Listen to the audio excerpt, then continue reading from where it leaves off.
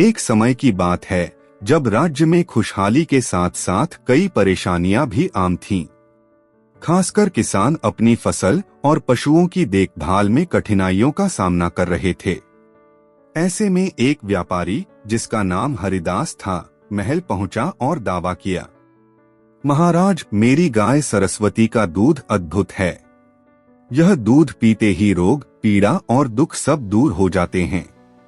मेरा यह दावा सुनकर आपके दरबार में असीम उल्लास फैल जाएगा। दरबार में हरिदास के दावे से उत्साह की लहर दौड़ गई, पर बीरबल की आंखों में संशय के अंश साफ दिखाई दे रहे थे। अकबर ने बीरबल से कहा, बीरबल, बताओ कि क्या हरिदास का यह दूध वास्तव में चमत्कारी है या यह केवल दिखावे का खेल है। बीरबल ने मुस्कुराते हुए उत्तर दिया, जहां पनाह, सत्य का प्रकाश अंततः उजागर हो ही जाता है। मुझे कुछ दिन का समय दीजिए, मैं इसका रहस्य खोल दूंगा। अगले कुछ दिनों तक बीरबल ने हरिदास के दूध का गहन निरीक्षण किया। उन्होंने देखा कि हरिदास रोज सुबह अपनी गाय सरस्वती से दूध निकालता और उसे महल के पास के एक छोटे से ढाबे में ले जाता। दरबार के कुछ कर्मचारियों ने बताया, हमने देखा है कि हरिदास अक्सर ढाबे में अकेले जाकर कुछ रंगीन पदार्थ मिलाता है। बीरबल ने गुप्त निगरानी लगाई। एक रात जब सब लोग विश्राम में थे, तो बीरबल ने देखा कि हरिदास अपने ढाबे में जाता और दूध में एक चमकीला, प्राकृतिक रंग का मिश्रण डाल देता था। उन्होंने तुरंत नोट किया कि उस मिश्रण से दूध का रंग बदल जाता और वह सामान्य दूध की तुलना में अधिक चमकदार दिखाई देने लगता था। अगले दिन महाराज अकबर ने दरबार में सभा बुलाई और हरिदास से पूछा, क्या तुम सत्य कह रहे हो कि तुम्हारी गाय का दूध चमत्कारी है? हरिदास ने गर्व से उत्तर दिया, महाराज, यह दूध वास्तव में अद्भुत है। तभी बीरबल ने आदेश दिया, अब हम सभी दरबारियों में से एक एक व्यक्ति इस दूध का स्वाद चखेंगे। जब सभी ने दूध चखा तो कुछ लोगों ने तुरंत ठंडक और आनंद का अनुभव किया, परंतु अधिकांश को दूध का स्वाद सामान्य ही लगा। बीरबल ने धीरे से कहा, यह स्पष्ट हो गया कि यह दूध असली चमत्कार नहीं करता। फिर उन्होंने हरिदास से पूछा, क्या तुमने दूध में वह मिश्रण डालना शुरू किया था? हरिदास ने डरते हुए कबूल किया, महाराज, मैंने सोचा कि यदि मैं दूध में कुछ अतिरिक्त पदार्थ मिला दूं तो लोग मेरे दावे को सच मानेंगे और मेरा व्यापार बढ़ जाएगा। मैंने वह पदार्थ गाय के दूध को विशेष रूप से चमकदार बना देता है, परंतु यह केवल एक छल है। महाराज अकबर ने गंभीर स्वर में कहा, मेरे राज्य में केवल सच्चाई, नैतिकता और ईमानदारी का ही स्थान है। जो भी व्यक्ति अपने स्वार्थ में आकर छल करेगा, वह अपनी ही प्रतिष्ठा खो देता है। असली स्वास्थ्य और सुख केवल प्राकृतिक गुणों में निहित होते हैं, न कि दिखावे में। बीरबल ने आगे कहा, सच्चा चमत्कार वह है जो बिना किसी मिलावट के अपने आप में होता है, और असली धन वही है जो सच्चे प्रयास, ईमानदारी एवं नैतिकता से प्राप्त होता है। हरिदास को अपनी गलती का बोध हुआ और उसे उपयुक्त सजा सुनाई गई। एक समय था जब राज्य में फैशन का जमघट हमेशा चर्चा का विषय रहता था। एक दिन एक व्यापारी जिसका नाम चंदन था, महल में आया और बड़े गर्व से घोषणा की, महाराज, मेरी चप्पलें अद्वितीय हैं। इन्हें पहनते ही व्यक्ति की असली पहचान प्रकट हो जाती है। मेरी चप्पलें बोलती हैं और बताती हैं कि आप कितने सच्चे और मेहनती हैं। दरबार में लोग चकित हो गए, पर बीरबल के मन में संशय के बीज उगाए। महाराज ने बीरबल से कहा, बीरबल, बताओ, क्या ये चप्पलें सच में बोलती हैं या यह केवल दिखावे का खेल है? बीरबल ने मुस्कुराते हुए कहा, जहां पनाह, सत्य का प्रकाश अंततः उजागर हो ही जाता है। मुझे कुछ दिन का समय दीजिए, मैं इसका रहस्य खोल दूंगा। अगले कुछ दिनों तक बीरबल ने चंदन की चप्पलों का गहन निरीक्षण किया। उन्होंने देखा कि चंदन हमेशा अपनी चप्पलें महल के प्रांगण में लेकर चलता था और उन्हें बड़े गर्व से पहनता था। दरबार के कुछ कर्मचारियों ने बताया, जब मैंने चंदन को देखा तो उसे देखकर ऐसा लगा मानो चप्पलें अपने आप कुछ कह रही हों। पर बीरबल ने गौर से देखा कि चंदन ने अपनी चप्पलों के अंदर कुछ पुराने रेशे और चमकीले कांच के टुकड़े छुपा रखे थे। बीरबल ने गुप्त निगरानी लगाई और पाया कि चंदन अक्सर रात में अपने कमरे में जाकर चप्पलों को थोड़ा थोड़ा संशोधित करता था, ताकि अगली सुबह वे जादुई दिखें। अगले दिन महाराज ने दरबार में सभा बुलाई और चंदन से आदेश दिया, अब अपनी चप्पलों का प्रदर्शन करो। चंदन ने उत्साह से अपनी चप्पलों को पहनकर मंच पर कदम रखा। दरबार में सभी ने चप्पलों का निरीक्षण किया। एक एक करके सभी मंत्रियों ने अपनी चप्पलों को पहनकर चलने की कोशिश की, परंतु कोई भी चप्पल स्वाभाविक रूप से कुछ नहीं बोल रही थी। बीरबल ने सभा में घोषणा की, देखिए, असली जादू वह नहीं होता जो केवल दिखावे के लिए किया जाए। चंदन ने अपने स्वार्थ में आकर अपनी चप्पलों में कुछ रेशे और चमकदार टुकड़े छुपा दिए थे, ताकि यह प्रतीत हो कि वे बोलती हैं। परंतु असली पहचान तो व्यक्ति के अंदर की होती है, न कि केवल उसके पहनावे से। महाराज अकबर ने गंभीर स्वर में कहा, मेरे राज्य में केवल सत्य, ईमानदारी और नैतिकता का ही स्थान है। जो भी अपने स्वार्थ में आकर केवल दिखावे का सहारा लेता है, वह अंततः अपनी ही प्रतिष्ठा खो देता है। असली महानता वही है जो अपने अंदर की सच्चाई, नैतिकता और मेहनत से प्रकट होती है। इस पर चंदन को अपनी गलती स्वीकार करनी पड़ी और उसे उपयुक्त सजा दी गई।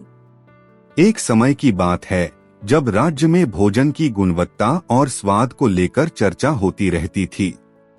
उसी दौरान एक अचार विक्रेता, जिसका नाम बलराम था, महल में आया और बड़े गर्व से घोषणा की, महाराज, मेरे बनाए हुए अचार में ऐसा जादू है कि इसे खाने से हर व्यक्ति के दुख दूर हो जाते हैं, मन में उमंग भर जाती है और उसका भाग्य बदल जाता है।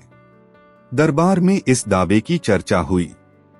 कुछ मंत्रियों ने तो बलराम की तारीफ की, पर बीरबल की आंखों में संशय के बादल मंडराने लगे। महाराज अकबर ने बीरबल से कहा, बीरबल, मुझे बताओ, क्या बलराम का अचार सचमुच अद्भुत है या यह केवल दिखावे का खेल है? बीरबल ने मुस्कुराते हुए उत्तर दिया, जहां पनाह, सत्य का प्रकाश समय के साथ ही उजागर हो जाता है। मुझे कुछ दिन का समय दीजिए, मैं इसका रहस्य उजागर कर दूंगा। अगले कुछ दिनों तक बीरबल ने बलराम के अचार का गहन निरीक्षण किया। उन्होंने देखा कि बलराम हर दिन सुबह सुबह महल के पास के बाजार में अचार का स्वाद चखने वालों से मिलते थे। दरबार के कुछ कर्मचारियों ने बताया कि बलराम अक्सर रात में अकेले जाकर अपने अचार के रस में कुछ अतिरिक्त पदार्थ मिला देता था, जिससे अचार का स्वाद अत्यधिक मीठा और चमकीला हो जाता था। बीरबल ने गुप्त निगरानी लगाई और देखा कि बलराम वास्तव में अचार में चीनी का घोल मिला रहा था, जिससे अचार का स्वाद असली अचार की तुलना में कहीं अधिक आकर्षक प्रतीत हो रहा था। उन्होंने नोट किया कि जब बलराम अचार में यह मिश्रण डालता तो अचार का रंग भी चमकदार हो जाता और लोगों को वह अतिरंजित लगता था। अगले दिन महाराज अकबर ने दरबार में सभा बुलाई। बीरबल ने सभी से आग्रह किया कि वे बलराम के अचार का स्वाद चखें। जब सभी ने अचार का स्वाद लिया तो कुछ मंत्रियों ने तुरंत कहा, इसका स्वाद तो असली अचार जैसा नहीं, बल्कि बहुत मीठा और कृत्रिम प्रतीत हो रहा है। तभी बीरबल ने सभा में घोषणा की, जहां पनाह, मैंने यह रहस्य उजागर कर दिया है कि बलराम ने अपने अचार में प्राकृतिक मसालों के अलावा अतिरिक्त चीनी और एक विशेष घोल मिला दिया है। इसका उद्देश्य केवल यह था कि अचार का स्वाद और रंग अत्यधिक आकर्षक दिखाई दे, जिससे लोग उसे खरीदे और मेरा व्यापार बढ़े। बलराम को अपनी चाल पकड़ी गई। उसने घबराहट में कबूल किया, महाराज, मैंने तो अपने स्वार्थ में आकर यह चाल चली थी ताकि मेरा लाभ बढ़ सके। मुझे अपनी गलती का बोध हो गया है। महाराज अकबर ने गंभीर स्वर में कहा, मेरे राज्य में केवल सच्चाई, ईमानदारी और नैतिकता का ही स्थान है। जो भी व्यक्ति अपने स्वार्थ में आकर छलकपट करेगा, उसकी प्रतिष्ठा अवश्य खो जाएगी। असली स्वाद, असली समृद्धि केवल प्राकृतिक गुणों और कड़ी मेहनत से प्राप्त होती है, न कि केवल दिखावे और झूठे दावों से। बीरबल ने जोड़ते हुए कहा, सच्चा ज्ञान वही है जो अपने अंदर की सच्चाई और नैतिकता को अपनाता है। हमें हमेशा अपने कर्मों में ईमानदारी बरतनी चाहिए, क्योंकि यही असली सफलता का आधार है। महाराज अकबर ने आदेश दिया कि भविष्य में आचार सहित सभी व्यापारिक कार्यों में पारदर्शिता और नैतिकता अनिवार्य होगी। बलराम को भी उपयुक्त सजा सुनाई गई। एक समय की बात है जब महल में मनोरंजन और चमत्कार का माहौल था। एक दिन एक व्यापारी जिसका नाम रमेश था, अपने सुंदर तोते के साथ महल आया। उसने बड़े गर्व से कहा, महाराज, मेरा यह तोता असली सच्चाई बोलता है। जो भी इसे देखेगा वह अपनी छिपी हुई बातों का पता लगा लेगा। मेरा तोता न केवल सबके मन के रहस्य खोलता है, बल्कि आने वाले कल का पूर्वानुमान भी बता सकता है। दरबार में उसकी बात सुनकर लोगों में उत्सुकता और आश्चर्य की लहर दौड़ गई। महाराज अकबर ने तुरंत आदेश दिया, रमेश, अपने तोते का प्रदर्शन करो ताकि मैं देख सकूं कि यह सच में कितना अद्भुत है। रमेश ने तोते को बुलाया और उसे मंच पर ले आया। तोता चहकता हुआ बैठ गया, परंतु कुछ ही समय बाद उसकी आवाज में कुछ अजीब सा परिवर्तन आया, जिससे दरबार में संशय फैल गया। बीरबल की आंखों में तुरंत संशय के बादल मंडराने लगे। उन्होंने कहा, जहांपनाह, मुझे कुछ दिन का समय दीजिए, मैं इस रहस्य का परीक्षण करूंगा।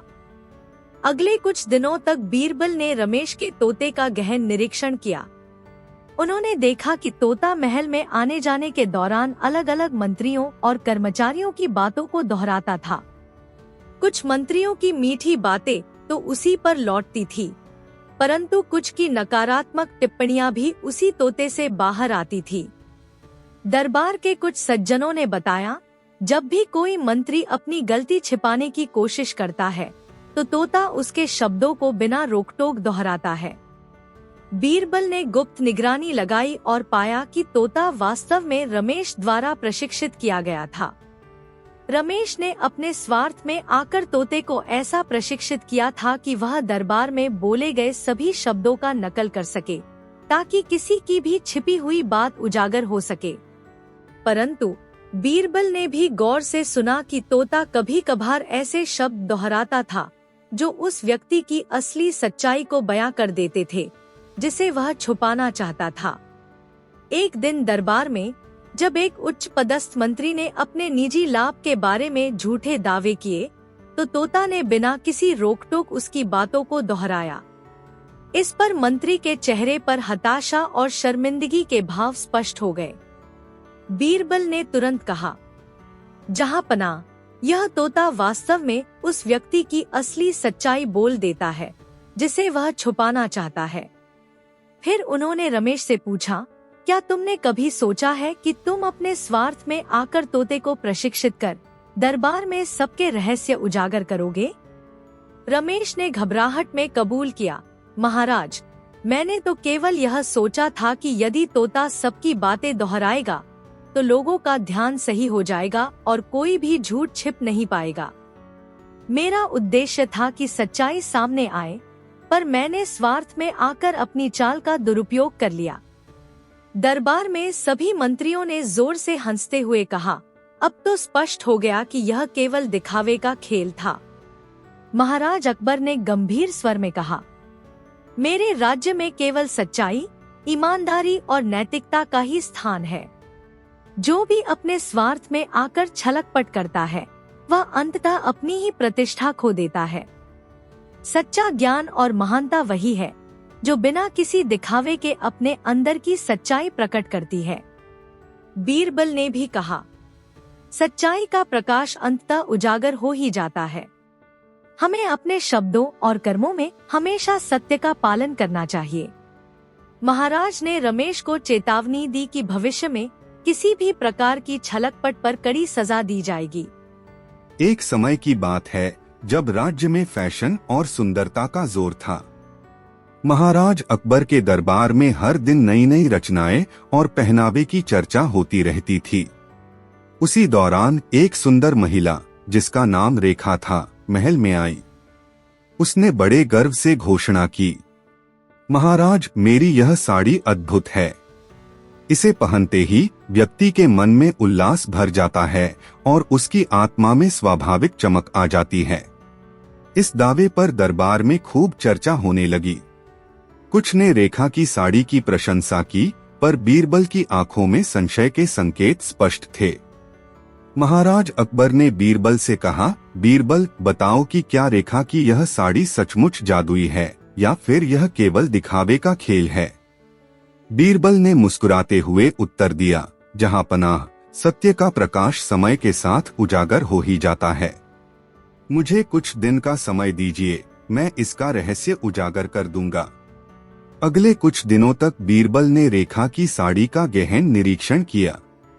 उन्होंने देखा कि रेखा दिन भर दरबार में अपने इस वस्त्र को बड़े गर्व से पहनती और उसकी सुंदरता में चार चांद लग जाती। परंतु बीरबल ने गौर किया कि रेखा की मुस्कान, उसकी आंखों की चमक में कुछ अलग सा भाव था, जो साड़ी से नहीं बल्कि उसके स्वभाव से प्रकट हो रहा था। दरबार के कुछ सज्जनों से पूछताछ करने पर पता चला कि रेखा हमेशा अपनी साड़ी पहनकर ही नहीं आती थी, बल्कि वह अपने काम में भी उत्साह से भरपूर रहती थी और गरीबों की सहायता करती थी। बीरबल ने गुप्त निगरानी लगाई और देखा कि रेखा अपने समय में अक्सर दूसरों से विनम्रता से बात करती, मुस्कुराती और अपनी सरलता से सबका मन जीत लेती थी। अगले दिन महाराज अकबर ने दरबार में एक सभा बुलाई। बीरबल ने सभा में घोषणा की, जहां पनाह, मैंने रेखा की साड़ी का रहस्य खोज लिया है। उन्होंने कहा, देखिए, रेखा की साड़ी केवल एक वस्त्र नहीं है, असली जादू तो उसकी आत्मा में छिपा हुआ है। जो व्यक्ति अपनी सच्ची, विनम्र आत्मा के साथ जीता है, उसकी रौनक स्वाभाविक रूप से प्रकट होती है। यह साड़ी केवल एक सुंदर आवरण है, परंतु जिस पर असली सौंदर्य उसके अंदर की सच्चाई के साथ मेल खाता है, वह सच्ची महिमा बन जाती है। दरबार में उपस्थित सभी ने बीरबल की बातों को सराहा। महाराज अकबर ने मुस्कुराते हुए कहा, बीरबल, तुमने फिर से सिद्ध कर दिया कि असली सुंदरता केवल बाहरी दिखावे में नहीं, बल्कि अंदर की सच्चाई, नैतिकता और प्रेम में निहित होती है। रेखा ने अपनी सादगी और ईमानदारी के साथ यह साबित कर दिया कि सच्चा जादू व्यक्ति के स्वभाव में होता है, न कि केवल वस्त्रों में।